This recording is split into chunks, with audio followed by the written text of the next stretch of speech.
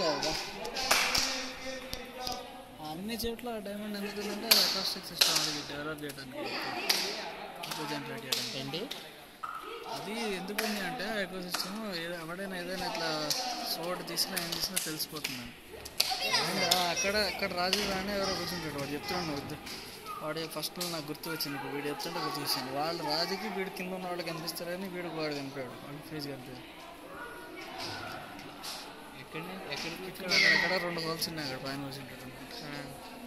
ఇంకా ఇంటికి వెళ్దామా, వాళ్ళకి వీళ్ళు లేకపోతే మళ్ళీ వెయిట్ చేసి మళ్ళీ చూసాను. ఇక్కడ ఈగలు వచ్చాయి. కనిపిస్తారా